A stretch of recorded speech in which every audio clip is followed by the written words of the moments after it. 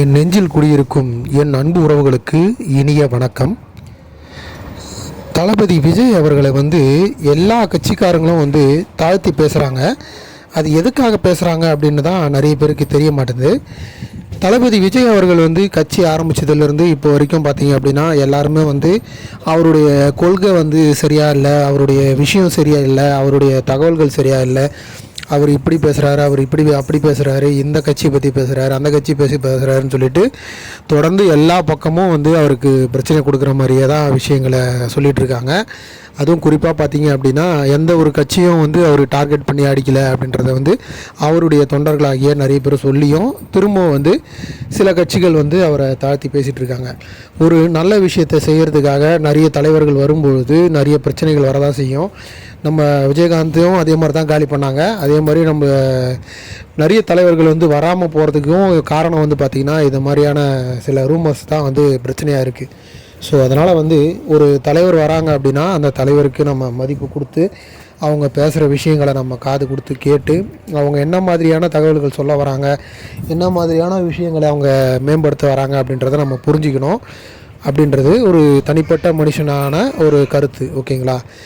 இப்போ பார்த்தீங்க அப்படின்னா 2026 அவர் எதுக்காக டார்கெட் பண்ணியிருக்காரு அப்படின்றது எல்லாருக்குமே தெரியும். ஏன்னா 2026க்குள்ளே ஓரளவுக்கு மக்கள் மனசில் ஒரு இடம் பிடிச்சதுக்கப்புறம் தான் நம்ம அடுத்த லெவலுக்கு நம்ம போக முடியும் அப்படின்றது எல்லாருக்குமே தெரிஞ்ச ஒரு திங்கிங் தான். எடுத்த உடனே போய் போட்டிக்கிட்டோம் அப்படின்னா ஜெயிக்க முடியாது. அதனால் நிறைய விஷயங்களை நம்ம கரெக்டான முறையில் நம்ம கொண்டு போனோம் அப்படின்னா மட்டும்தான் அதை ஜெயிக்கிறதுக்கான ஒரு வழியாக நமக்கு கிடைக்கும் அப்படின்னு அவர் பிளான் பண்ணதுனால தான் 2026 சட்டமன்ற தேர்தலில் அவர் போட்டியிடுறதுக்கு பிளான் பண்ணியிருக்காரு.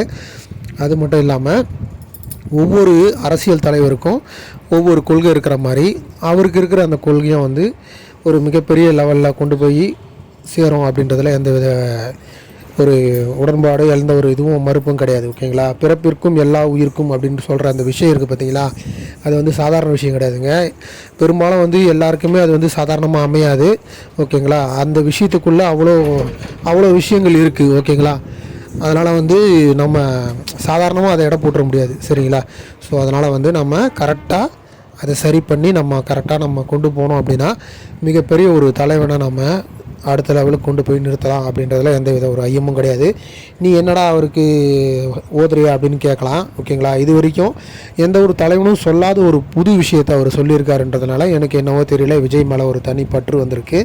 ஆக்சுவலாக பார்த்தீங்க அப்படின்னா எனக்கு எந்த கட்சியிலும் உடன்பாடு அதிகமாக நான் எடுத்துக்க மாட்டேன். ஆனால் என்னவோ தெரியல, விஜய் மேலே ஒரு தனி மரியாதை இருக்குது. ஓகேவா? இந்த வீடியோ பிடிச்சிருந்தா ஒரு லைக் பண்ணுங்கள், உங்கள் கமெண்ட்டை கீழே சொல்லுங்கள். நன்றி.